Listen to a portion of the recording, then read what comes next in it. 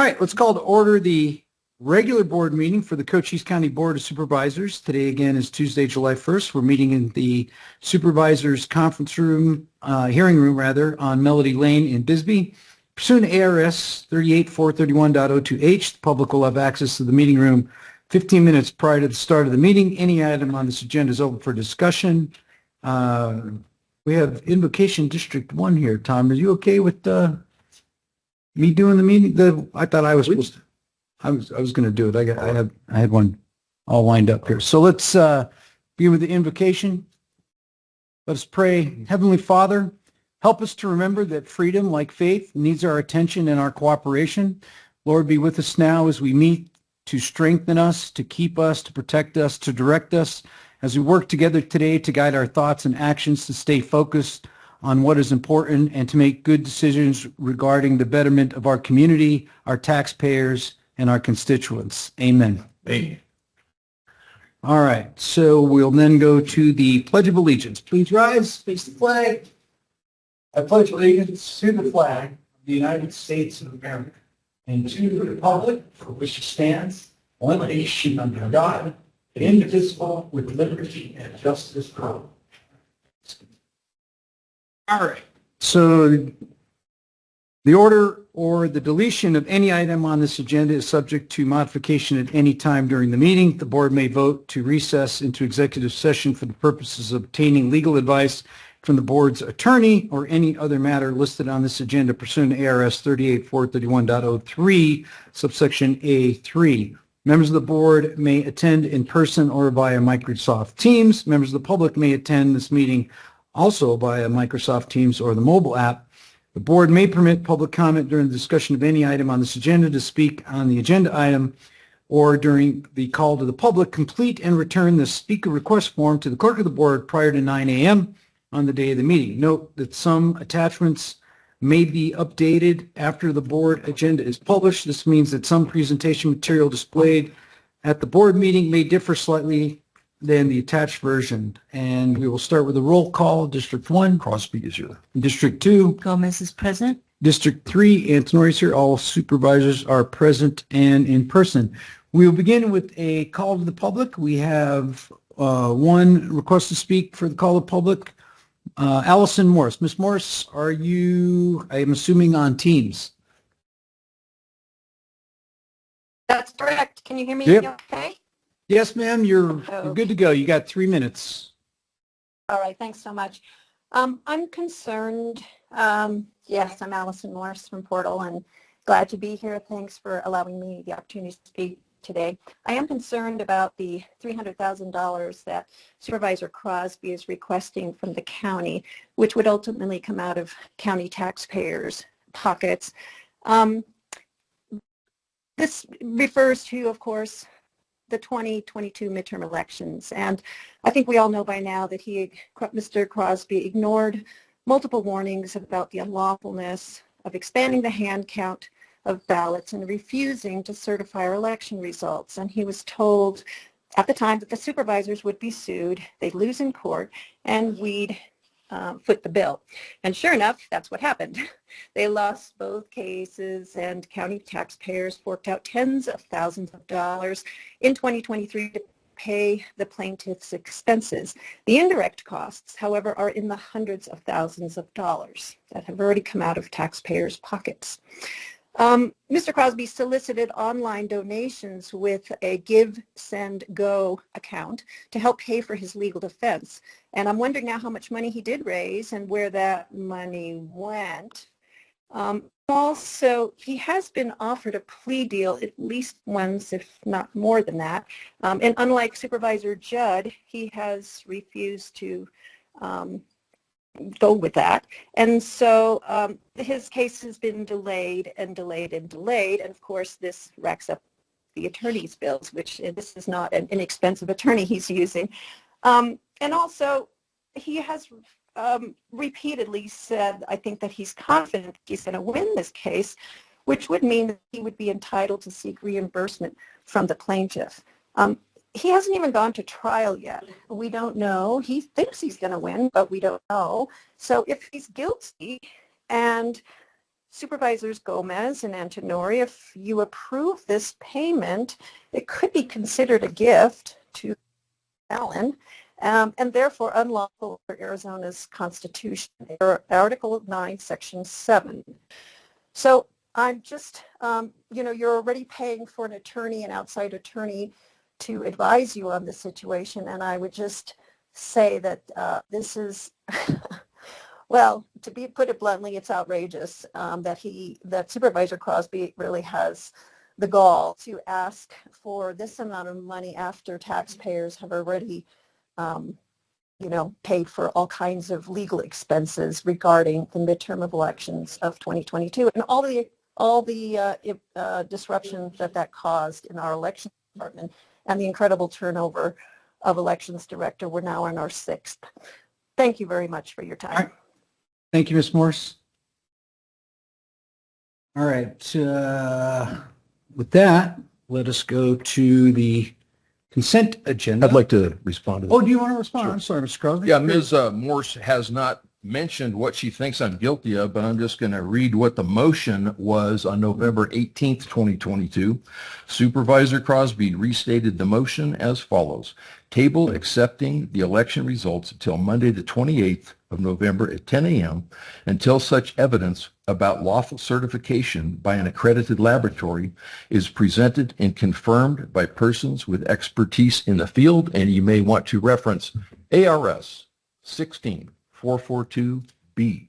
Then on the 28th of November, when we had that meeting, I found out that Ms. English had rearranged the agenda to take my presenters off of it, and so I commented.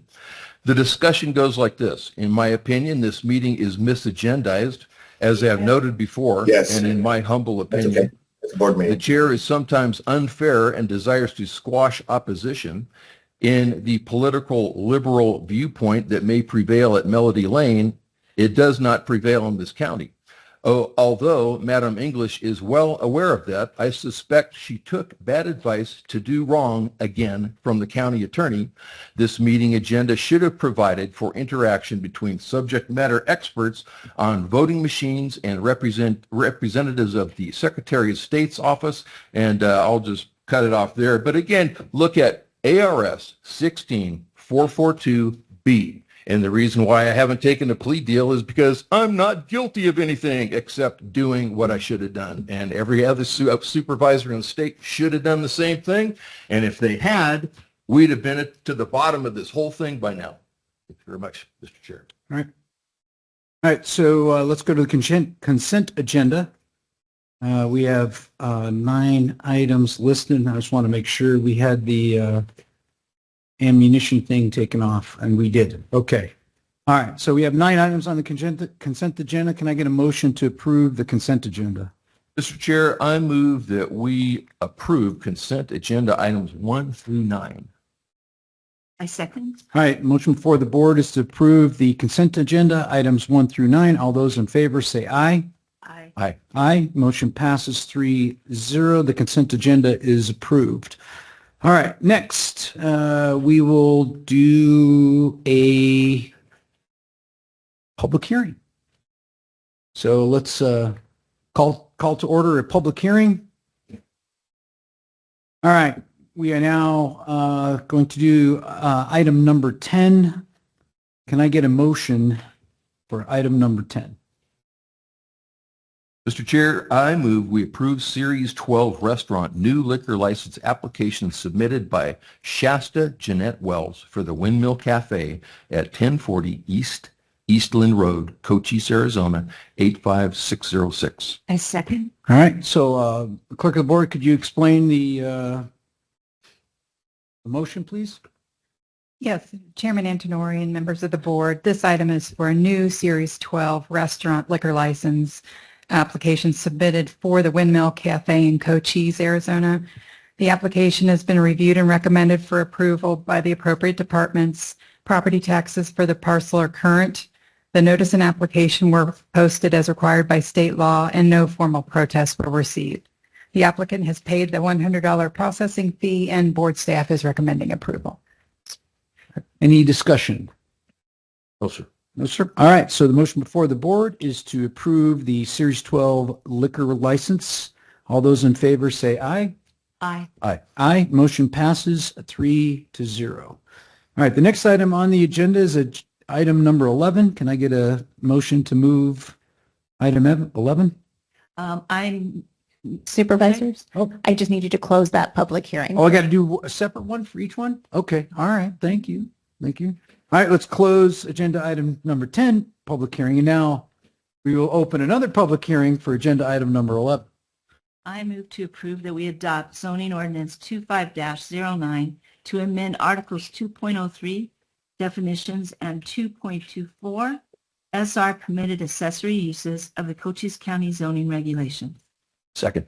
All right, so the motion, I'm sorry. So with that, let me get Mr. Taylor to explain, and then we'll have a discussion. Mr. Taylor, it's yours.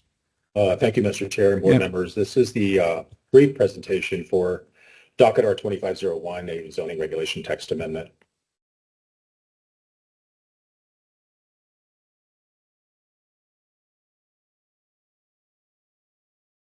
So some of the background on the text amendment, we've had some recent opposition, as the board may recall, to some downzone applications for property owners to participate in the owner builder program, particularly in sun sites. One of the concerns is RU4 allows manufactured housing. Sun sites is predominantly zoned single household residential, which does not allow manufactured homes, which has put the commission and the board in a difficult position at times with public input. Some folks have been substantially opposed. The intent on the board and commission input was to add flexibility to the SR accessory structure standards. A couple of things. Number one, to allow accessory structures prior to a principal structure. And number two, allow those accessory structures to be larger than the principal structure. Those do already apply for RU4. We're recommending that we amend the SR district standards to allow the same. Just in that zone, or is that countywide? That would be in specific areas, sir, Right. not countywide. A little bit of background. Sun Sites number 2, platted back in the 60s, almost 1,400 parcels. Significant number of tax lien properties, substantially undeveloped. Predominantly zoned SR. The SR zoning was applied in the 1970s. So Sun Sites itself is about the size of Huachuca City. And again, this graphic demonstrates the tax lien properties within Sun Sites. Again, there are about 20% of those properties are under tax lien. This one shows that through the addressing, there's approximately 4% of the properties within Sun Sites Unit 2 are developed with single-family residential uses. And again, the zoning district shows that the predominant zoning district is the SR district, SR 43 or SR 22, minimum site areas of 1 acre. RU4, very simple, predominantly the predominant zoning district for the county, about 90%, allows manufactured housing, allows structures prior to the principal residence. And being the most well-known and prevalent zoning district within the county, it is the opt-out favorite as far as zoning districts go. Staff routinely recommends SR 174 as an option to folks who are opting out because you cannot opt out of a manufactured home permit. So this would provide some flexibility to those applicants. So now, instead of them pursuing RU4 because of the prohibitions on the accessory structures, now SR 174 is a viable alternative to RU4. And again, this graphic would demonstrate the check marks in green would show what would be permissible under SR 174, which is exactly like RU4. The SM district is a very underutilized district. It's a intermediary district between R and SR. Doesn't serve a lot of purposes for the opt-out program. It allows site-built manufactured and modular housing along with multifamily dwellings, which most folks aren't proposing multifamily dwellings when they're using an opt-out program. So staff was given, based on the direction from the board as well as the commission, there were 3 options in play. One is just do not amend those zoning regs and proceed with RU4 applications with a condition prohibiting manufactured homes. Not the most desired approach. Amend the zoning district regulations for SR countywide, or amend those regulations only for those antiquated subdivisions where we're seeing a significant change in the development pattern from medium density to rural residential.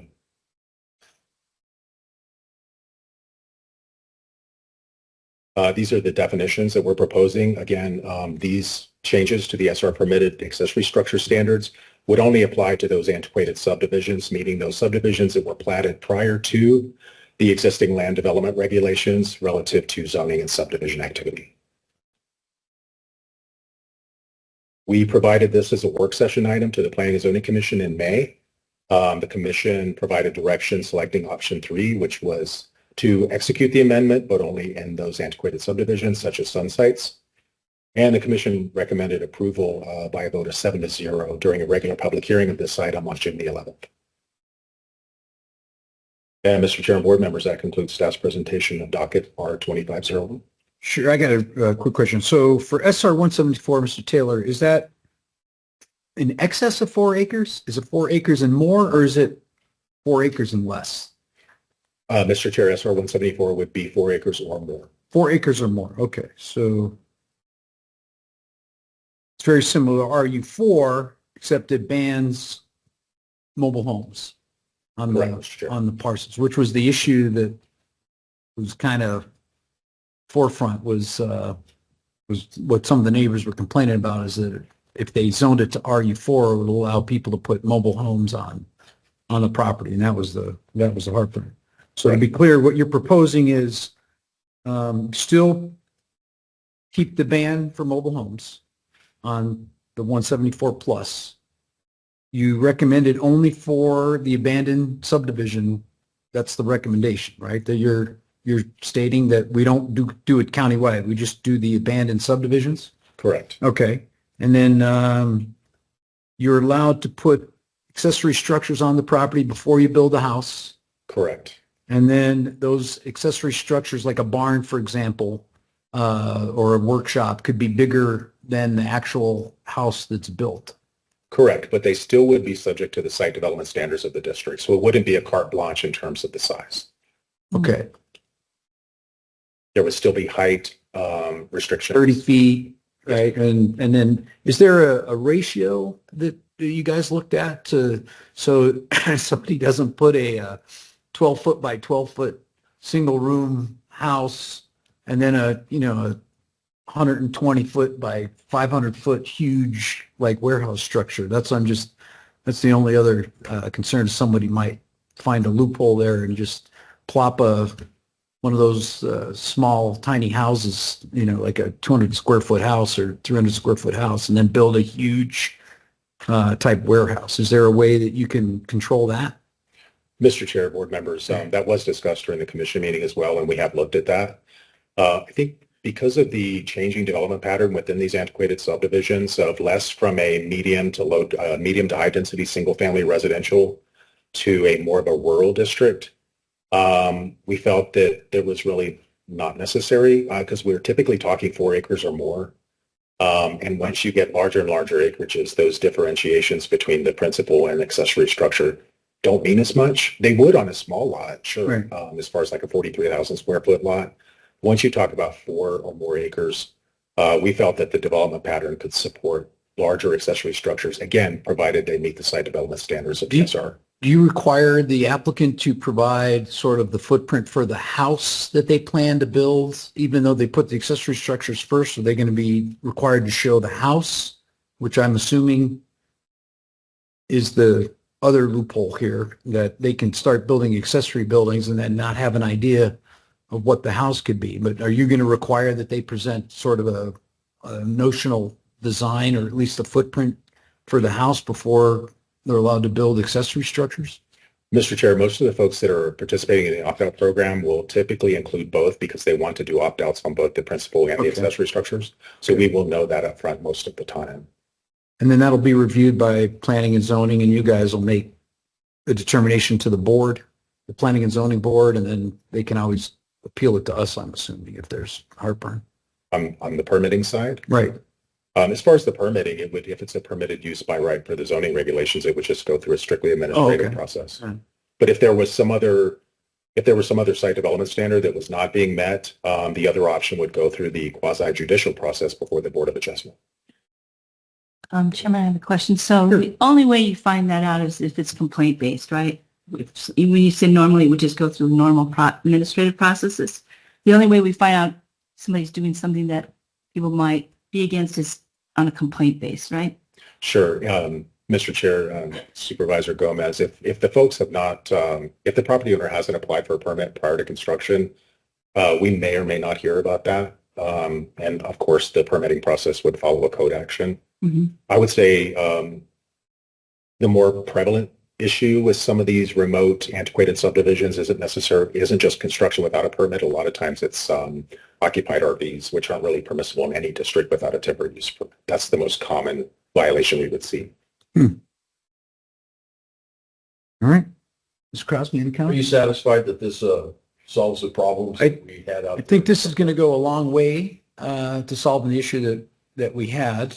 We shall see if it does from the community, if they respond as well. We'll find out, I'm sure. And then we reserve the right to modify it going forward if we need to fix it. So, but this is definitely, I think, a compromise for these abandoned subdivisions, which is an anomaly that has occurred out there. So if we can get this piece fixed, I think this will help a lot. And I think it solves in two individuals that came in and spoke to us as concerns. So we shall see, as the Zen master once said. I might be out of order, so you can correct me, but I think too that maybe in the fall, after people have had their vacation, I don't want to get everyone, another work session, but I think we really have to look at where the agriculturally zoned areas are and people moving in saying, I bought a piece of land and, it's in an agriculturally zoned area, right? I guess there's RU40s and then there's agricultural zones around these RU40 parcels. And then they're upset because cattle is going to be there. I think we really have to take, especially with the port of entry, I went to a meeting, 350,000 head of cattle come through Nogales and Douglas, and it's going to increase in Douglas. So cattle is not an industry of the past.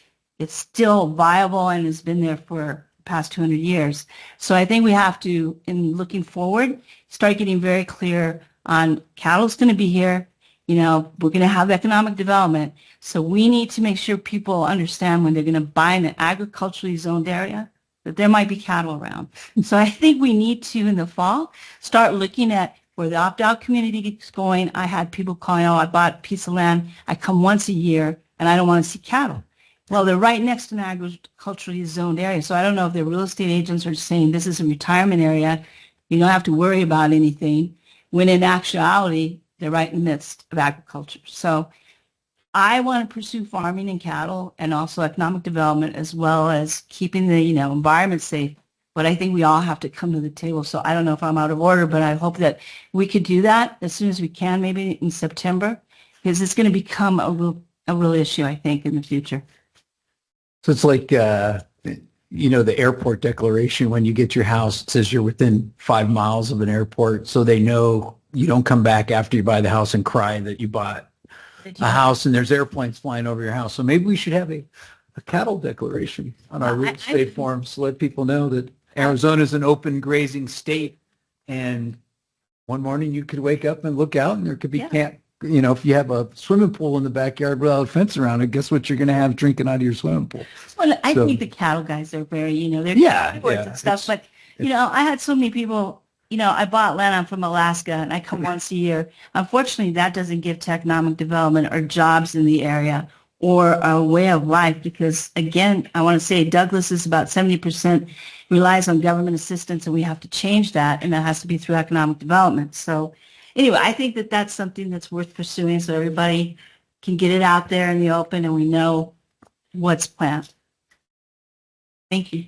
All right. I have a comment. Mr. Yeah, Craig. it just, both your points are well taken. I would add that this is different than a solar farm because we don't need a solar farm to live, but I want food to eat. Right. And so growing food for the sake of myself, because I like to eat, and everybody else, all the rest of our constituents, is not a waste of water and it's absolutely a necessity, not just economic development. But a necessity, yes. All right. Any other comments?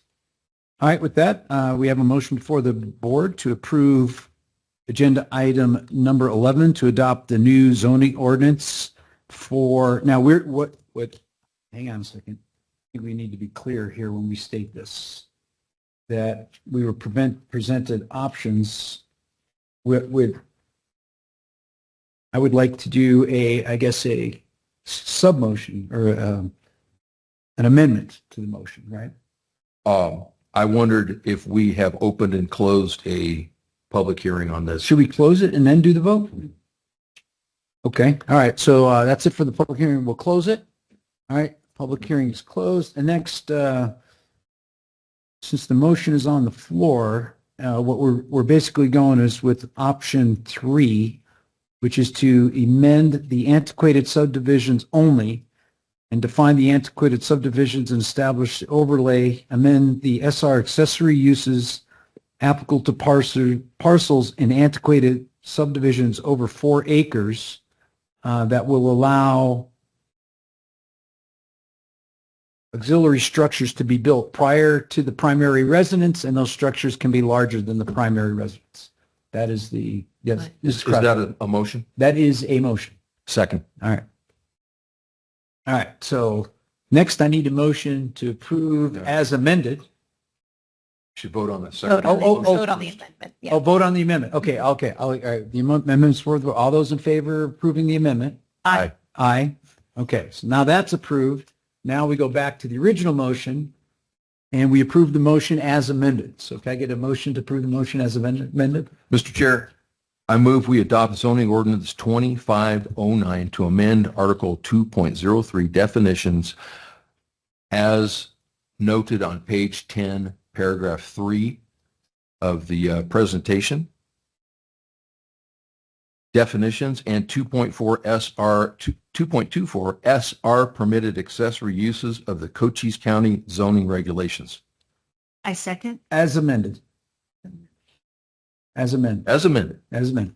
I second. All right, so the motion before the board is to approve the motion as amended. All those in favor say aye. Aye. Aye. Motion passes 3-0. So we have our hopefully solution. We shall see how that works out. Okay, so next we will go on to agenda item number 12. Can I get a motion to move agenda item number 12, please?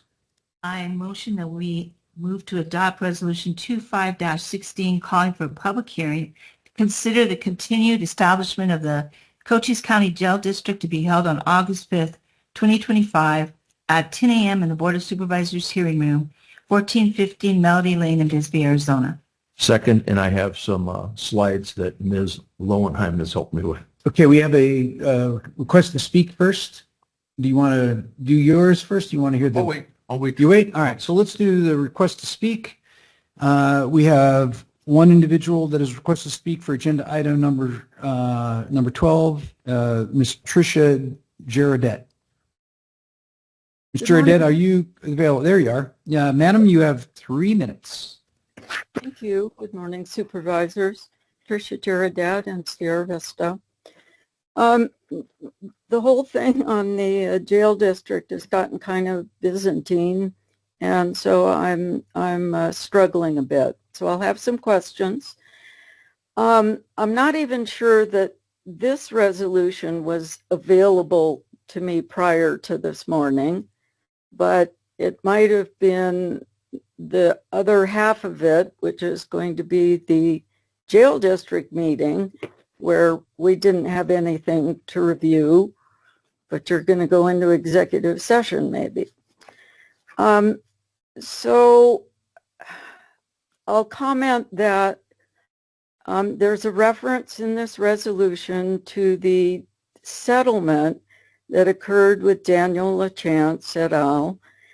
And I'm wondering if that can be shared publicly via this resolution, via a hot link if that's possible, without sending some of us interested people to search the Cochise court district system to find that settlement. Can you offer that to us? Request number 1. Comment about the settlement that stipulates that we don't disenfranchise so-called inactive voters And my understanding of the definition of inactive voters is that they were appropriately inactive, but we'll see what happens on the upcoming election, whether we include inactive or not. And then, let's see, what's my third?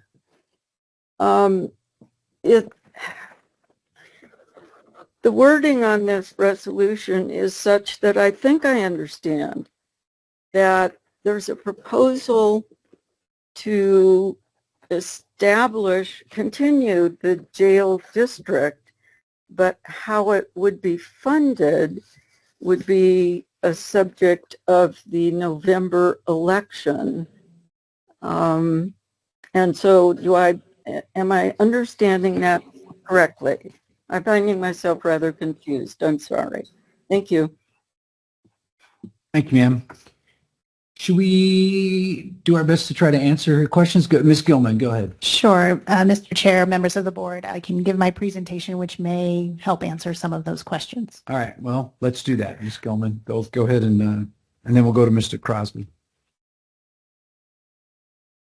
So the Board of Supervisors in October of 2022 did approve Resolution 2228, stating its intent to consider the establishment of the Cochise County Jail District. Then on November 15th, 2022, a hearing was held, a public hearing was held as that previous resolution called for that public hearing, to establish the jail district contingent on an excise tax.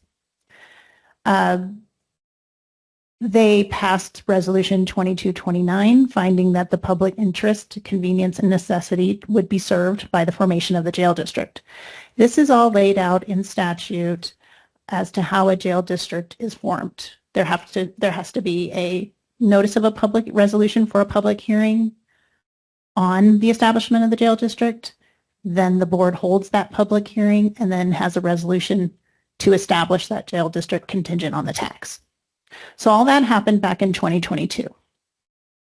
Then because of the settlement, we are now in a position where we have ended the tax as of July 31st.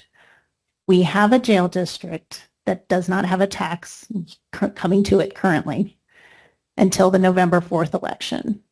So legal counsel has advised us that it would just be best to go ahead and have the board do another resolution prior to the election to continue that establishment of the jail district, because it could be confusing, as the public surely understands, if we have a tax without confirming that establishment once again. The statute does not necessarily lay out a plan for a situation such as ours, so we're doing our best to cover our bases given this situation. So this resolution is to call for that public hearing on the continued establishment. It will be on August 5th. We will place notices in the paper for 3 weeks as required as well by statute. And then on August 5th, the board will hear from the public as to whether the jail district should be continued as an established district. And then, if necessary, reaffirm the election on November 4th for the tax, should the board continue the establishment of the jail district. It's to you, Mr. Crosby. Thank you. I will respond to Ms. Jaredette by email regarding the LaChance settlement, which I have also sent to other people. However, I would like Ms. Lowenheim to please fire up my 7 megabyte presentation first. And let's,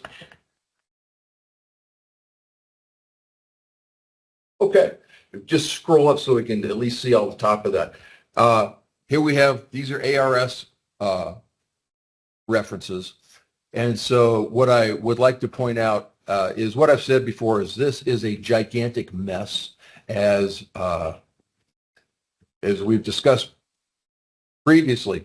So I'm just going to read that. The County Board of Supervisors shall serve as the board of directors of the district. And so the question that I think is a leap is, what district are we talking about? Because it does not say potential but currently non-existent district. So with regard to continuation of the district, it's very ambiguous, shall we say. Okay, let's take a look at the, scroll up a little bit in case we're missing any of that.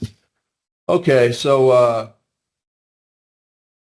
mail-in ballot. Okay, so there's two leaps that we got to talk about. One is what district and how do we get this mail-in ballot? Okay, and this is last time. We're not going to do that again. Nonetheless, it addresses the question, continuation of the district. Well, did it really exist to begin with? In my opinion, it didn't, and the only way to reconcile it is to either rewrite it as I noted above, so it says potential but currently non-existent district, or do something otherwise with legislation. Okay, so the problem is when you have this it says a special district. Now, this was actually in very vivid color, and it's unfortunate that it went to gray because it was red and green or something like that. It says a special district may conduct, okay? And so as I noted on the bottom, the problem is the ambiguity of the non-existent district taking any action like conduct a mail ballot election. So let's proceed to the next slide if we may. Okay, so I don't see, in this section of the ARSs, there's no board except the Board of Supervisors mentioned in this section. So I would note here that on some of the meetings that Ms. Gilman talked about, on November 15th, we were the Board of Supervisors, and then on January 24th, we became the jail board, abracadabra. Now, it does say, as I noticed, County Board of Supervisors shall serve the board of directors. Okay, so that part I understand. Somebody's saying that, and so either the board of directors of the jail district or the board of supervisors, according to this 48-4002, are the same thing. However, the point is, where's the district? Where'd the district come from? Can there be a board until there is a district? In my opinion, it's completely illogical. Can we scroll down a little more, please? Okay, so again, we're talking about the board, and we're talking about, this is only the Board of Supervisors, so I just noted that. And we're only talking about an excise tax, we're not talking about a property tax. Do I have any more on that page? Yeah, go ahead and continue to the next one. So there you go. Okay, now we're talking about, every time it says board, we're talking about the jail district board in this section. So all of a sudden, there exists the jail district board of directors, but I see no place where it says that there's a district prior to the election. In fact, it says the district is only established after the election. That's why I wrote after the election. There's also, as I noted above paragraph B, there's no mention of mail-in ballot at all. And I crossed out the part that, that doesn't apply. Can we scroll down a little more? Okay, now we're talking about voting pamphlets going out to each household. And there's a difference in those two paragraphs. Each household containing a registered voter, and then it says above, qualified electors voting at the election. So you have two stipulations talking about two slightly different kinds of people. So can we scroll down to my scribbles at the bottom? I think that, yeah, there we go. All scribbles. Okay. So what are we going to do with the money already collected? This needs to be in the voting pamphlet that's going out already. A, what do we do with the money if it passes? In other words, are we going to, if we pick a number like $100 million for a bond, are we going to, and there's 12 million in the account, that's what I understand. Are we saying, okay, then we're only going to take an $88 million bond, subtracting it out of what we would have spent on $100 million, which is presumably what we might want to bond for, not counting the 20 million of free money. Okay. Is that what we're going to do? We're going to borrow less money because we have that 12 million that we've collected?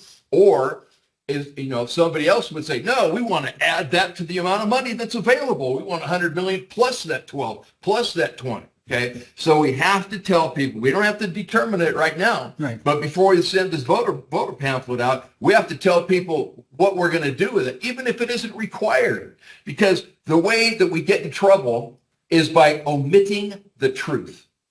We get in trouble by omitting the truth. So let's not omit the truth. Let's just, okay, and then what do we do with that money if it doesn't pass? And I've said we need to give it back to the people if it doesn't. If the measure doesn't pass. So we're not trying to influence whether it passes or not, but we have to tell the truth, and people are going to want to know that. Okay, could we go down to the next slide, please, Ms. Lowenheim? Okay, let's take a look at what we got here.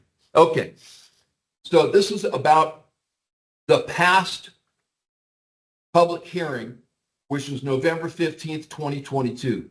And it says that this notice, this public hearing announcement went out October 23rd prior to November 15th and November 6th prior to November 15th. Go ahead and scroll down. Let's see what else we've got here. Okay, here's the resolution. And so hold it. Board of Directors of the district. So now we're talking about the Board of Directors of the jail district again, ordering the tax election. Go ahead and go down to the next slide, please. Hold it. Let's see. Okay, now I was pretty happy. I scribbled up on the top two paragraphs, but as I looked through at what we have, I'm pretty happy with the way that we've called it 0.5 cent sales tax instead of 0.5%, because when you start talking about that, it gets a little goofy. Okay, now the problem here was in the third paragraph that we see here, it's further resolved that a publicity pamphlet shall be prepared and distributed in the manner provided by law. And so this went to the what I call the Wong Quan case, and then I noticed how there's just a slightly different stipulation between who gets a publicity pamphlet versus who gets a ballot mailed to them in an all-mail-in ballot. But we're not going to have we're going to have a regular election, so there's going to be polls. But we just, as I said, need to not omit the truth. That looks like the last one. Can we go to the next file, please? No, we haven't looked at the shorter file yet, I don't think. Or did we?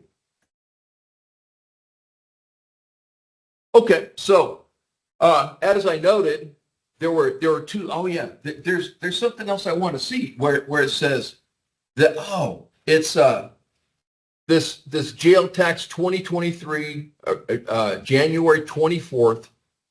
Can you open that one, or did you already? Yeah.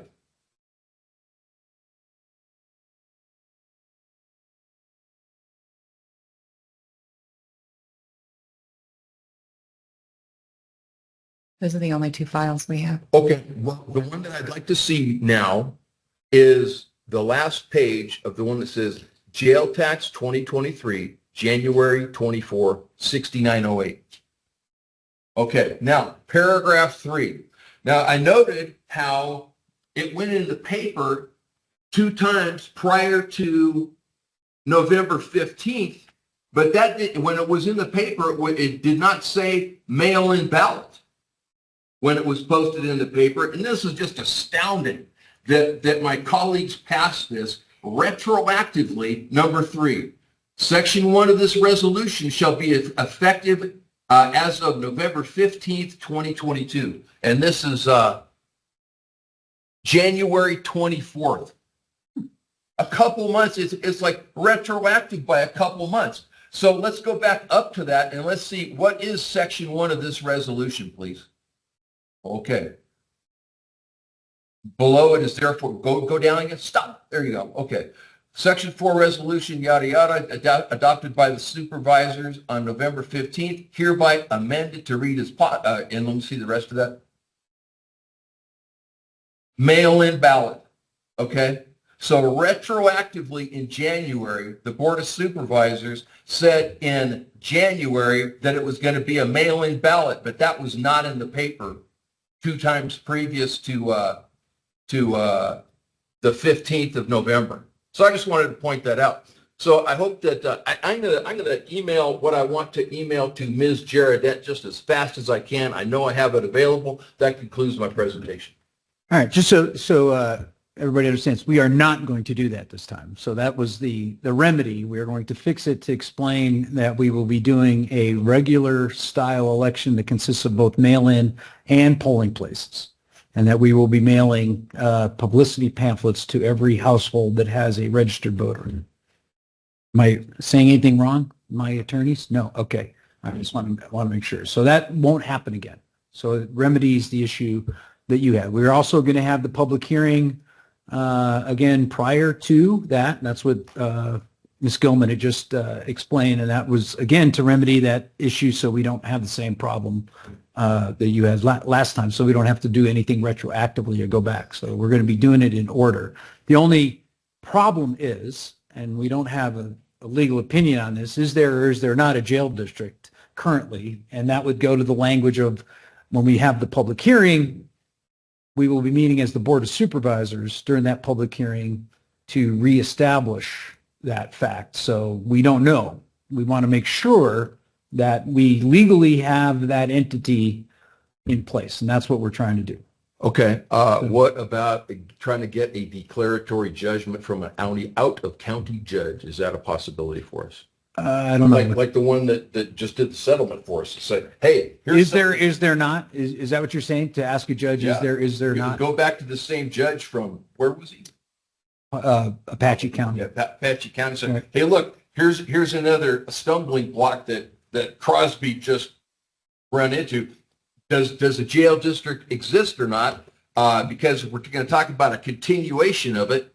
If it doesn't exist, you're not continuing it. So you know what I mean? I just want to say we're available for executive session to give any kind of legal opinions. We could bring that discussion up. I've spent, a couple of years probably working on the LaChance litigation and really gone through these statutes, and we're following them, hewing closely to them. But as far as the legal opinions to the answers to the questions about is there a jail district now or what happens to the money that has been collected, we've thought about that a lot, and we would be happy to talk to the board about it. Okay. All right. I still think it would be a good idea to go back to this judge Okay. and say, All right. hey, what about this? Because you don't want to be in a circular reasoning situation where, well, we collected the money, we must exist. That's circular reasoning. See what I'm saying? I get you. We'll take it up in when we do the jail district executive session. We can add that to the discussion. What's No, we can't. Oh, we That's can't? just about the ballot language. that? Oh, that's just the bell line. But we can set another session. We can have a separate It meeting. has to be agendized. Okay. All right. Yeah. Keep it legal. All right. So back to the resolution. Is there anybody that has any heartburn with the resolution itself? No, because it's Oh, okay. calling for a public hearing, which is what we need. And Okay, all right. Everybody, Ms. Gerardette and everybody else that has something to say about it should have their chance. All right. So with that, Supervisor, I just wanted to give some information that the settlement agreement is available for public viewing on the March 27th, 2025 agenda. okay.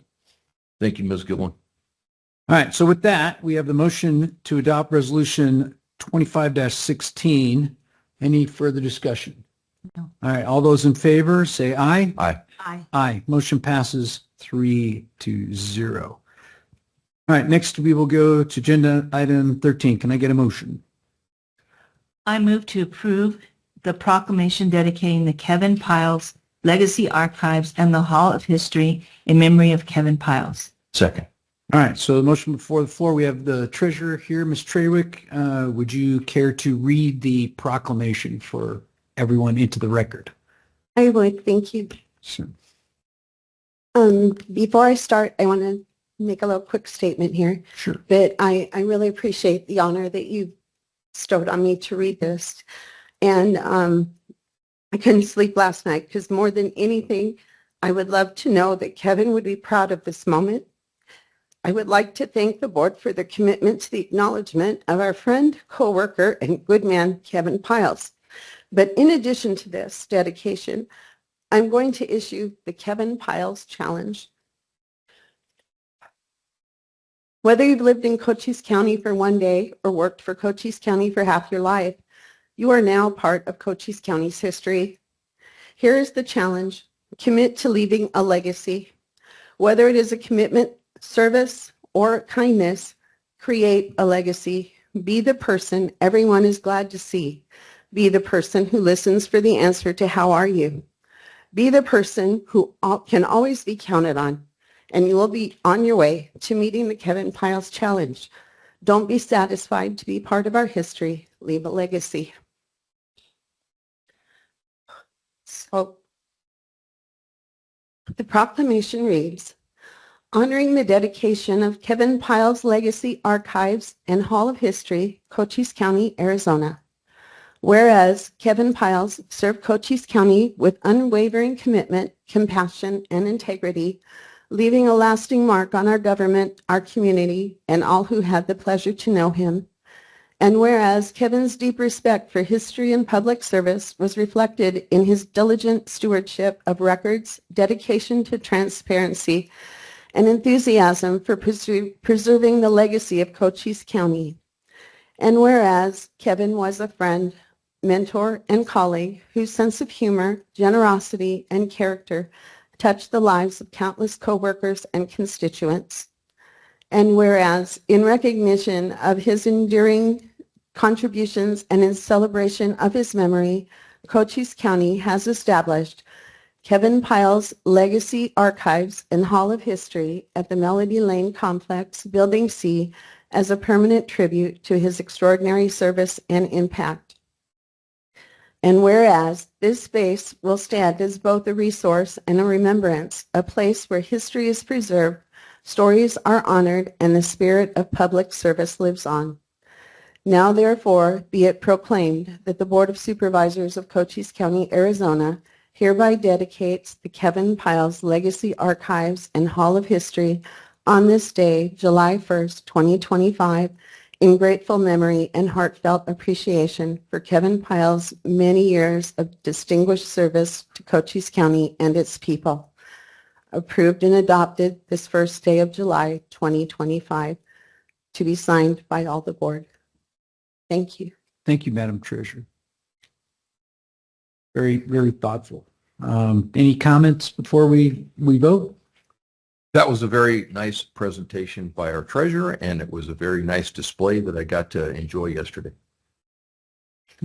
No, I just think it's incredible. We have such history in Cochise County, and it's just great that we're finally getting it out there because we are instrumental in a lot of things that happen, and it's just good to have had somebody like him. I didn't have the pleasure of meeting him, but I've heard incredible things about him, so I'm sorry for the loss of what must have been a great friend, but in this way we can hopefully, continue his legacy. So thank you. Okay, so the motion before the board is to approve the proclamation and honor Mr. Kevin Piles with the Kevin Piles Legacy Archives and Hall of History. All those in favor say aye. Aye. Aye.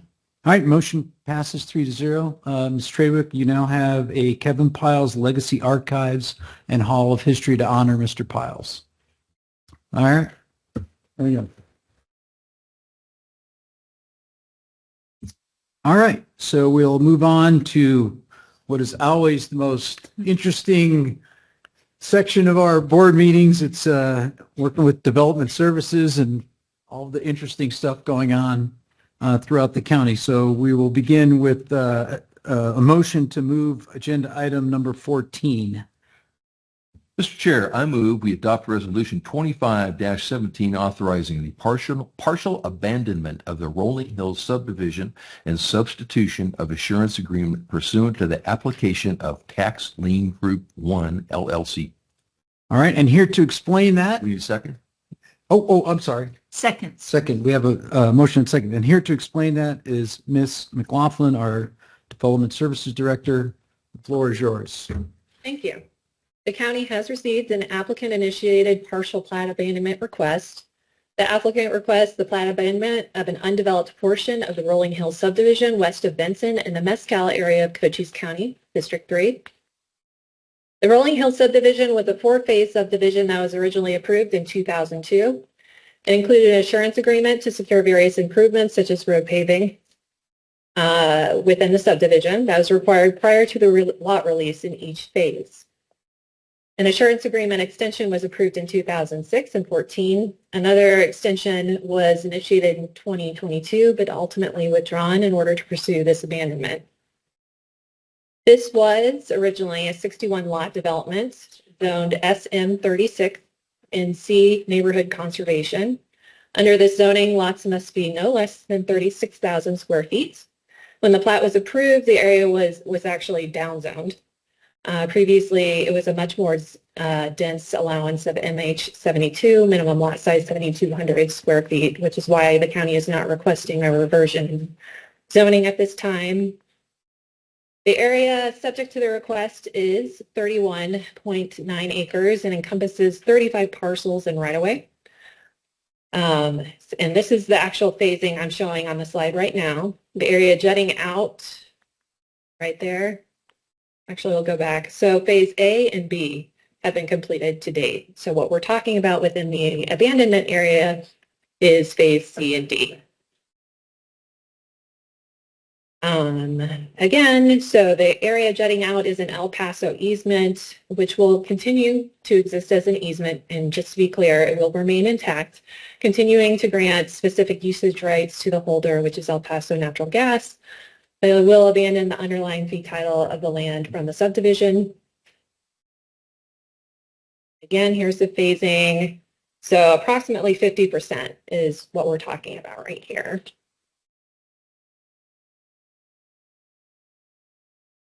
You can see on this slide, there's two different colors. So there's two different applicants actually at stake here.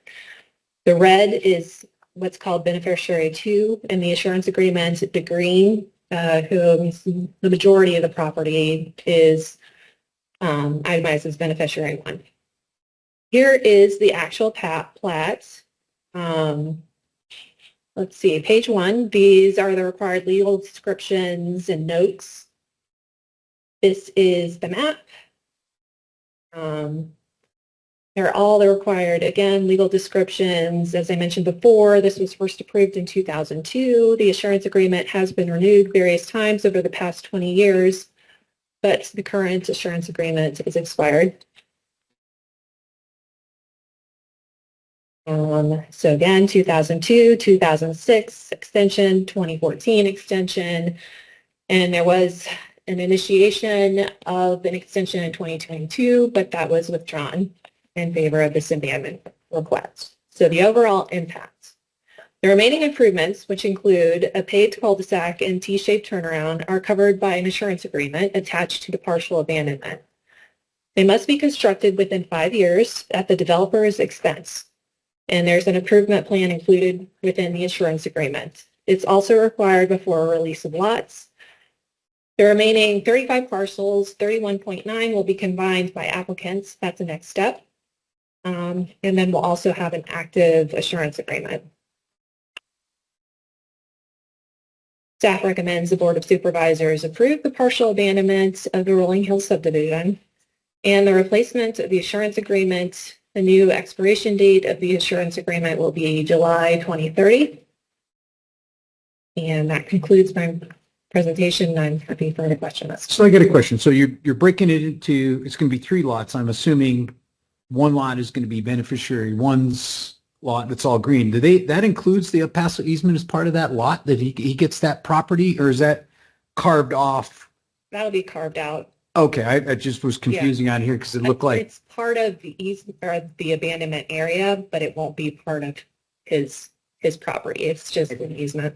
all right, and then the other two lots, I assume, are the three parcels and the one parcel. Correct. Being the other two. Okay, I just wanted to be clear on that. So that's the three lots. So too bad that, I won't say nothing. Never mind. I won't. I was going to say it just kind of looks funny, but any other discussion? Got a couple comments. Sure. Ms. McLaughlin, I like the big lots, and there's no land shortage in Cochise County, and so that's what people, they come here, they should get some elbow room. What is there for water provision, stormwater provision? So within the abandoned area, any and all right-of-way easements, existing sewer, gas, water, pipelines, apertures for canals, laterals, ditches, electric, telephone, similar lines shall continue as they existed prior to the approval of the subdivision. Okay. So everything else on the right-hand side will continue as originally platted, but this area to the left will continue as though What it has never been read. existed. Yeah. Okay. So when there was a requirement to elevate the foundation of the house, does that apply to houses that are going to be built here? If they are within the flood zone, there is like a mandatory elevation requirement. There is no actual flood zone in this area. Okay. It will still, all homes will be required to go through permitting. And if there is a requirement to elevate, they'll be required to do that as well. I have a question. So sure. Basically what this is that this is a part of the area that the developer isn't going to develop.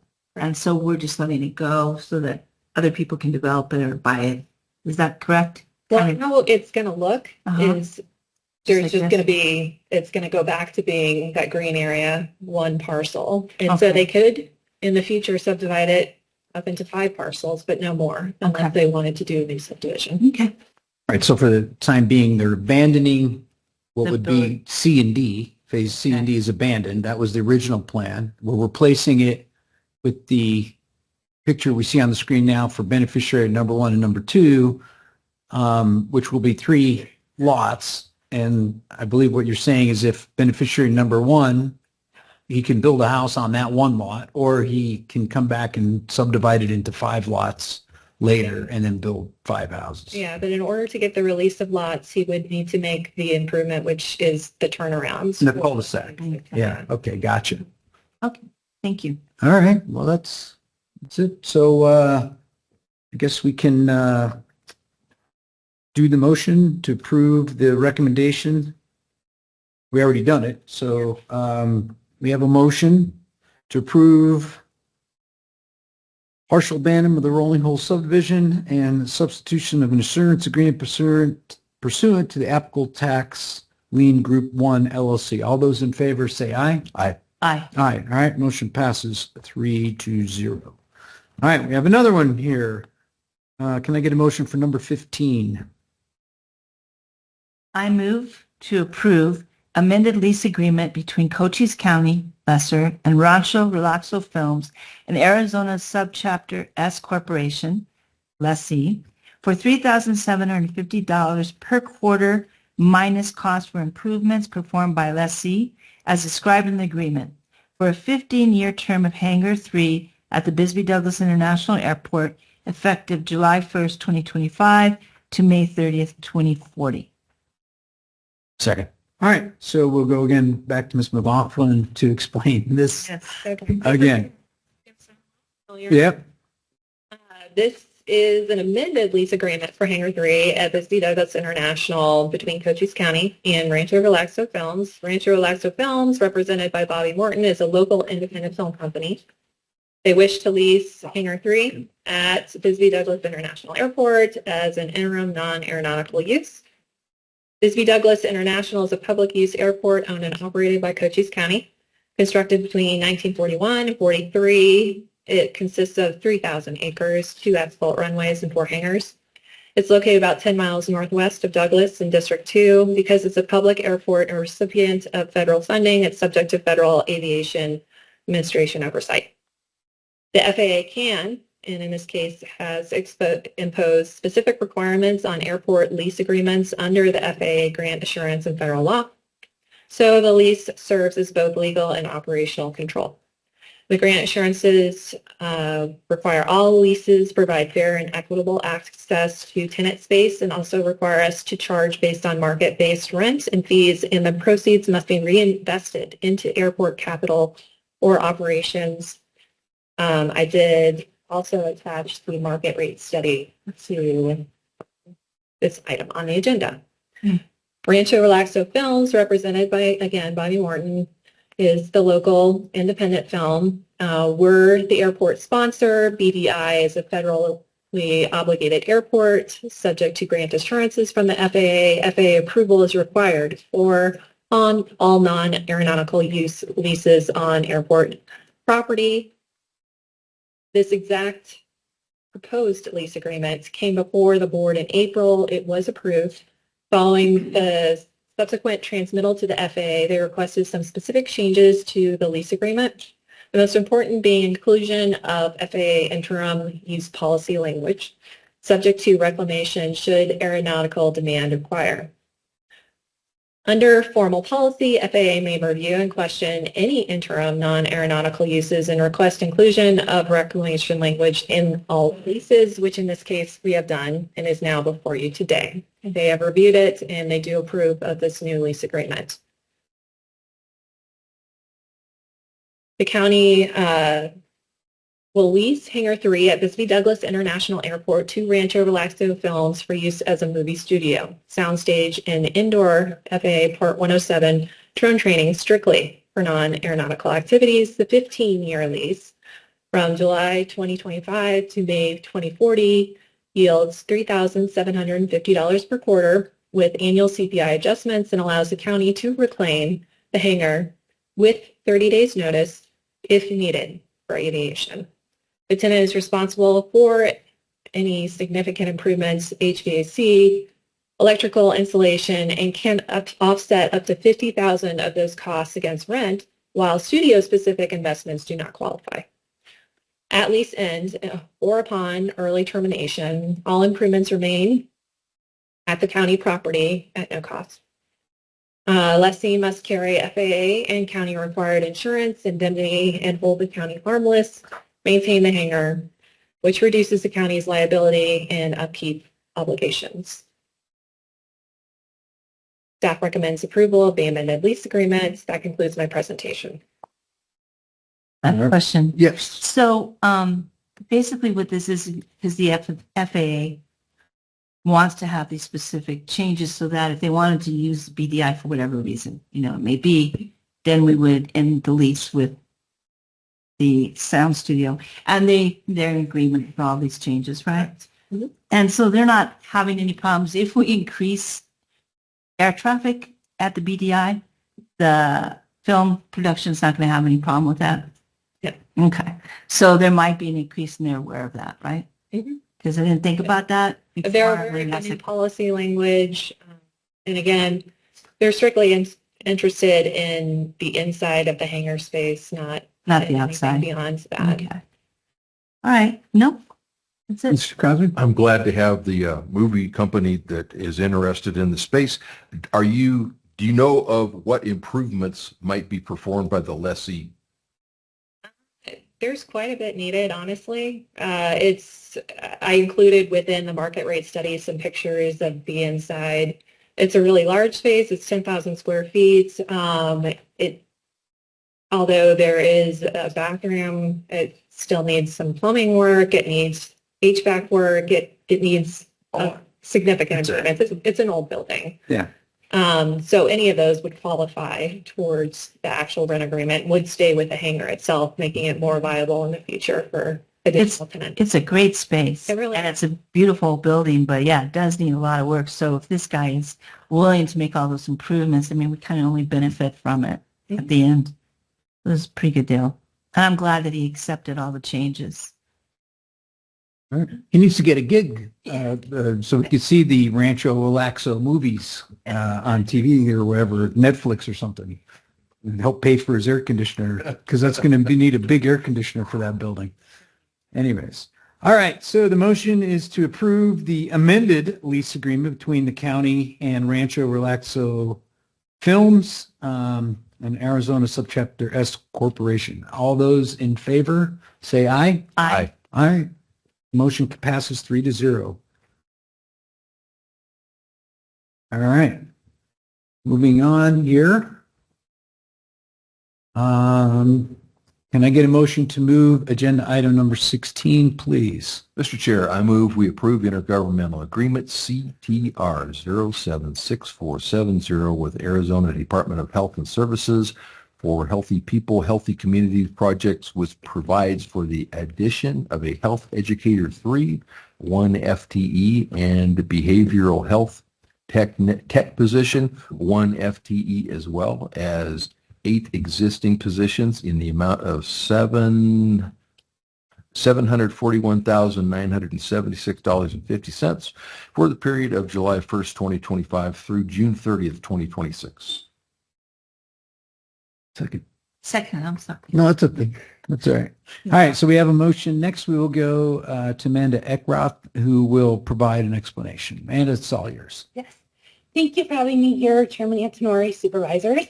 I'm here presenting our IGA with Arizona Department of Health Services to continue our Healthy People, Healthy Community grant for 5 more years. So this would be the first year in a 5-year contract. This contract is 100% grant funded, and this is our 11th year of this grant, and this will be our 3rd renewal. This grant will provide 2 additional positions, so we'll have a total of 10. And the grant covers tobacco prevention, chronic disease prevention, teen pregnancy prevention, youth mental health first aid, and suicide mortality review. Any discussion? Any questions? None? All right. So the motion before the board is to approve the IGA with the Department of Health and for the Healthy Communities project. All those in favor say aye. Aye. Aye. Motion carries 3-0. Thank you, Amanda, for coming in. All right. Next. All right. We have CCOM on the agenda. Can I get a motion to move agenda item number 17, please? I move to approve Arizona 9-1-1 Program Grant Agreement ADOA-AZ911-26-06 from Arizona Department of Administration, ADOA, to fund public safety answering point services in the amount of $299,925 effective July 1st, 2025 through June 30th, 2026. Second. All right. All right. So is Ms. Wilkins here? Oh, there she is in the back. I'm sorry. I didn't see her. All right. Floor is yours. Good morning, Chairman Antonori and Board of Supervisors. The State Arizona Department of Administration 911 office allows for this grant opportunity annually to all 911 centers across the state. As the 911 coordinator for the entirety of Cochise County, Southeastern Arizona Communications can cover bills associated with CCOM 911 services countywide. This includes Douglas and Benson areas. This is a 100% reimbursement grant. So we would make the payment and then we would submit for reimbursement and get 100% of that reimbursed to us, and no match is required. Upon approval of this grant, CCOM will work with county finance to set up the grant funding lines in the system, and then we will continue to process all of the bills monthly and then submit to the state for reimbursements. All right. As you may or may not know, I'm going to disclose it. 2 weeks ago today, I got to use your 911 system. When I hit a deer on I-10, it's 75 plus miles an hour. Uh-oh.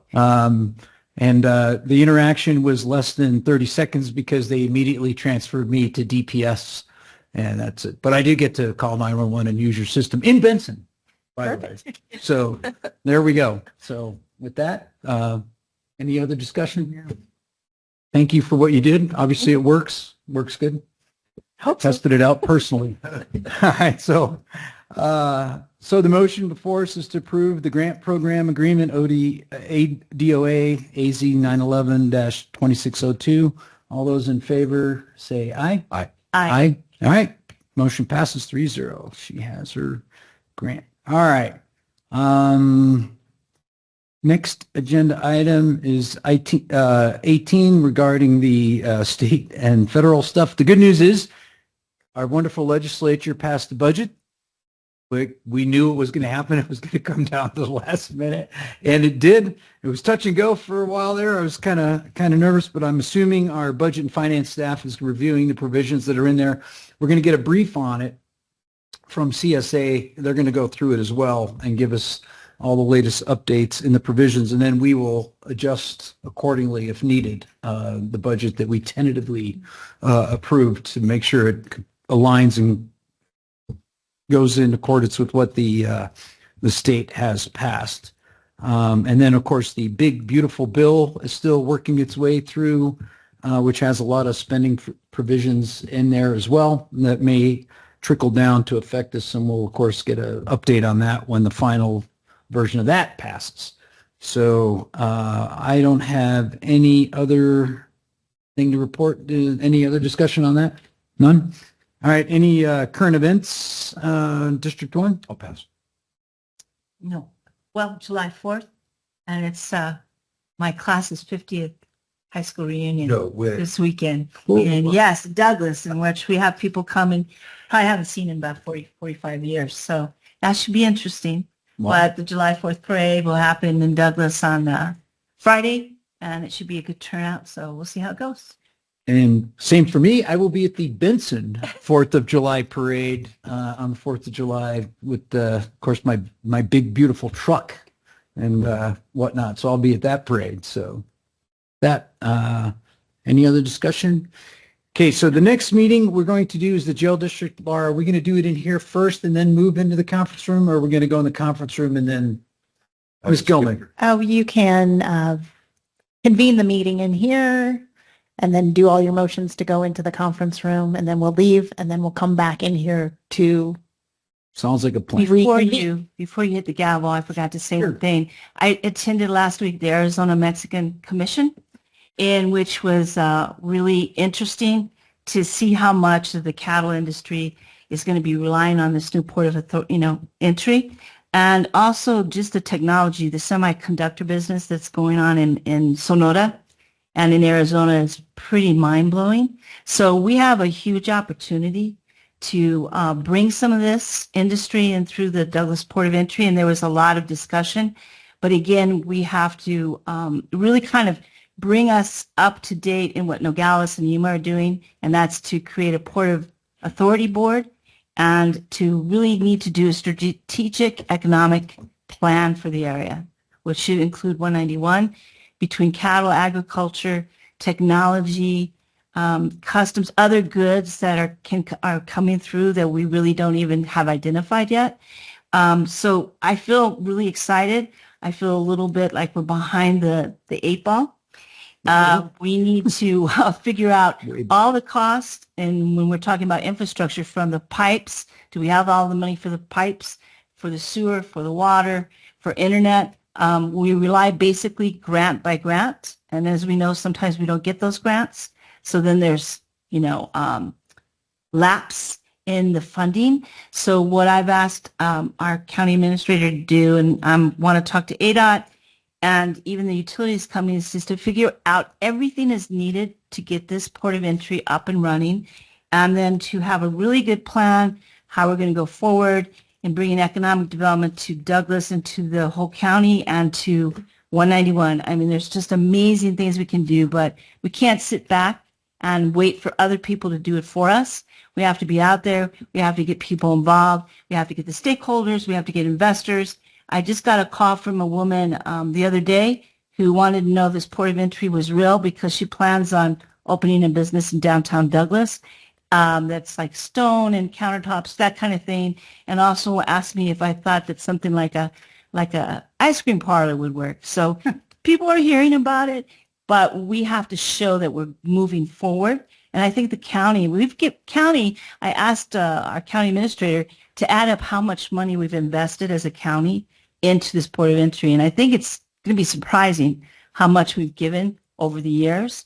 And so because of that, we need to make sure that we're using that taxpayers' money in a way that we can actually get this port going instead of, one year after another. And I saw that at the Arizona Mexican Commission because we don't have certain things in place. They like to help us, but they don't see us as having weight because we don't have the infrastructure and just the planning of how we're going to do this. So that's hopefully to come very soon. I know we're going to talk to ADOT to make sure we understand how much we need.